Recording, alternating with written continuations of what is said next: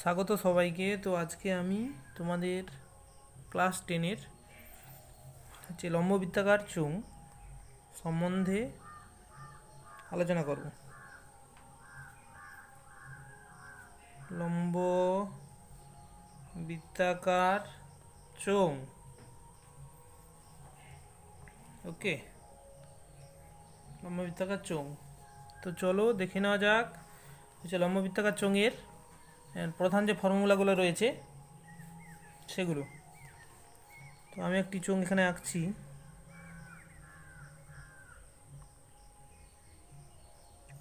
এই একটি লম্বা বৃত্তাকার চোঙ, যার হাইট হচ্ছে এইচ এবং রেডিয়াস হচ্ছে আর, ব্যাসার্ধ হচ্ছে আর। তাহলে তাহলে লম্ব বৃত্তাকার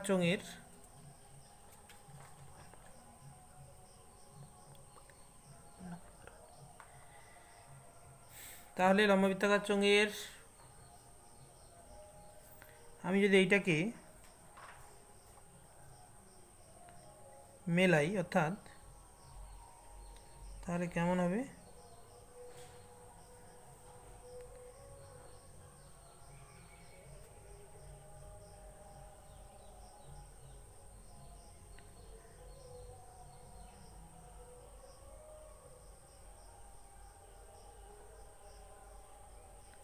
এবং আরও যদি মেলাই তাহলে এটি একটি আয়তক্ষেত্র হবে।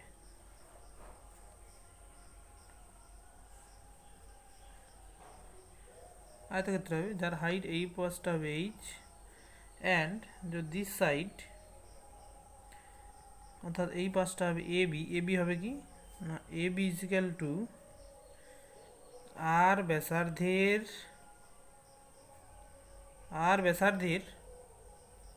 বৃত্তের পরিধি। অতএব চার দেওয়ালের ক্ষেত্রফল, অর্থাৎ এবি ইজিক্যাল কি হবে, এবি ইজিক্যাল টু হবে 2 পাই আর, বৃত্তের পরিধি। ওকে, অতএব চোঙটির, কি হবে, চোঙটির চারপাশের ক্ষেত্রফল বা চার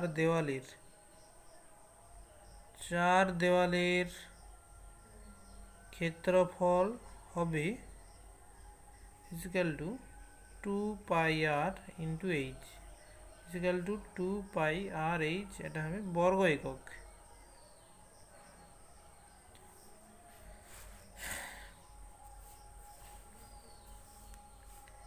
এবার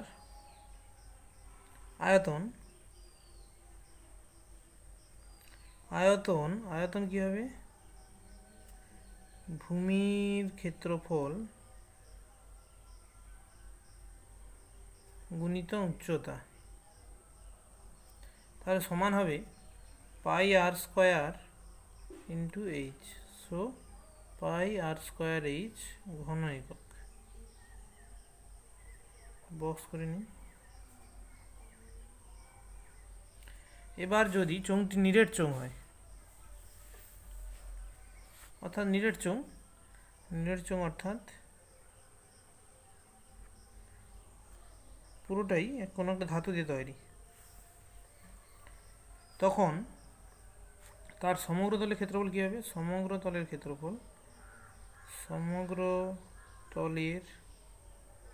ক্ষেত্রফল সমান, এটা হচ্ছে নিরেট চোঙের ক্ষেত্রে। তাহলে কী হবে, দুই পাশে ভূমির ক্ষেত্রফল যুক্ত হচ্ছে চার দেওয়ালের ক্ষেত্রফল। তাহলে উপর এবং নিচের তলের ক্ষেত্রফল,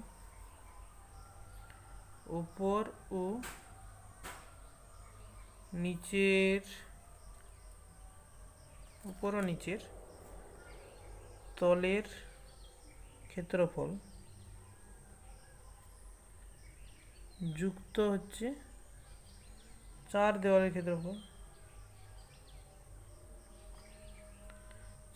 দেওয়ালের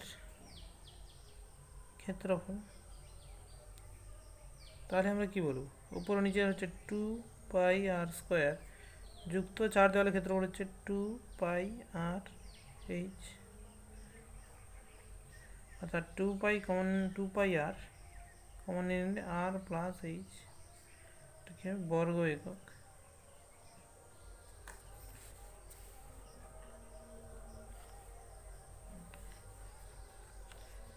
এবার যদি একমুখ খোলা হয়,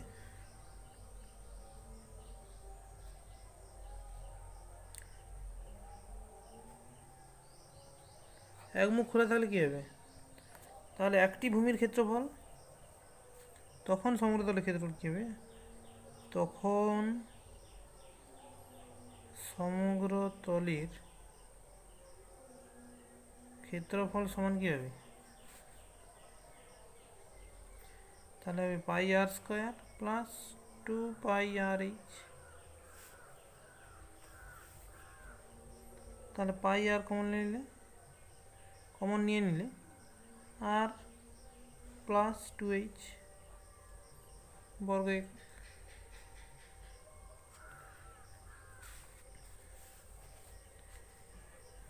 একক। ওকে,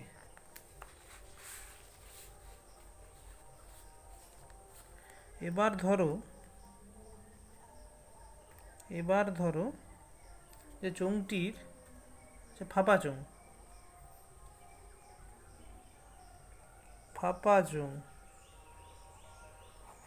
অর্থাৎ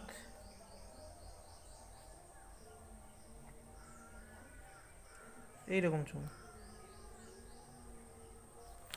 অর্থাৎ এইটা হচ্ছে ধাতব পদার্থের তৈরি এবং যার ভিতরের ব্যাসার্ধ r1 এবং বাইরের হচ্ছে r2, তাহলে এক্ষেত্রে সমগ্রতলের ক্ষেত্রফল কী হবে, আমাদের চারপাশের ক্ষেত্রফল কী হবে, তাহলে বড় ব্যাসার্ধটি হবে, তাহলে এক্ষেত্রে হচ্ছে 4 দেওয়ালের ক্ষেত্রফল কী হবে, হাইট ধরো h,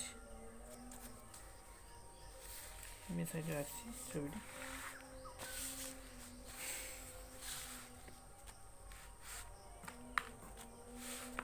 তাহলে এক্ষেত্রে 4 দেওয়ালে সমগ্রতলের ক্ষেত্রফল সমান কী হবে, সমগ্রতলের ক্ষেত্রফল সমান 4 দেওয়ালের ক্ষেত্রফল, 4 দেওয়ালের ক্ষেত্রফল যুক্ত 2 তলের ক্ষেত্রফল, উপর এবং নিচ তলের ক্ষেত্রফল, অর্থাৎ 4 দেওয়ালের ক্ষেত্রফল কী হবে, তাহলে 2πr2h প্লাস তাহলে উপরের তলের ক্ষেত্রফল কী হবে, বাইরের ক্ষেত্রফল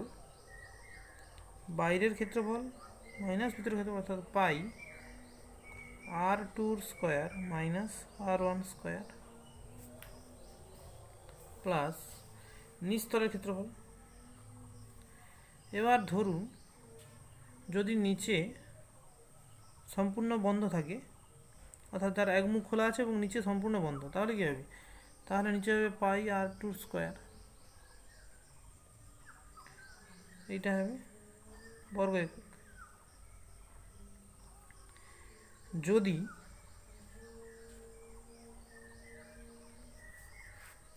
যদি কি হয় না, নিচ তলও একই রকম হয়, তাহলে ক্ষেত্রফল কী হবে না, এইটাই কি থাকবে 2πr2h, এটাই কি থাকবে, এবং সেক্ষেত্রে কী হবে 2π,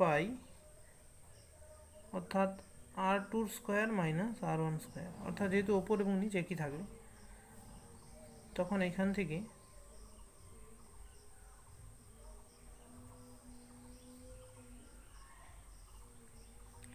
যদি আমি 2π কমন নিয়ে নিই, তাহলে কী হবে r2h plus r2² minus r1², ওকে, এটা হবে বর্গ একক। সুতরাং তোমাদের একটা কথাই বলে রাখি যে বেসিক ধারণা, বেসিক কনসেপ্ট তোমাদের ক্লিয়ার থাকা চাই, তাহলে যেভাবে যে কোনোভাবেই অঙ্ক পড়ুক না কেন তোমাদের কোনো অসুবিধা হবে না। বেশি সূত্র মুখস্থ করে মুখস্থ করার থেকে বেসিক কনসেপ্ট ক্লিয়ার করা উচিত। তো এবার তোমাদের যে কোনো অঙ্ক থাকুক না কেন আশা করি তোমরা পারবে, এবং না হলে কমেন্টে জানাবে। তো সবাইকে ধন্যবাদ। ভিডিওটি ভালো লাগলে লাইক, কমেন্ট, শেয়ার করবে, এবং এরকম আরও কনসেপ্ট বা বেসিক ক্লিয়ার করার ভিডিও পেতে চ্যানেলটিকে অবশ্যই সাবস্ক্রাইব করে রাখবে।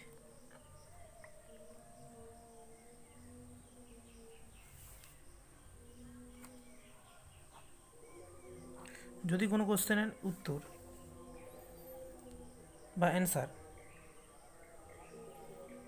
না পারো তাহলে আমার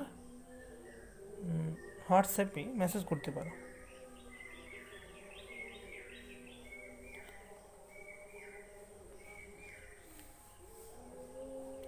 নাম্বারটি ডেসক্রিপশনে দেওয়া থাকবে। ওকে।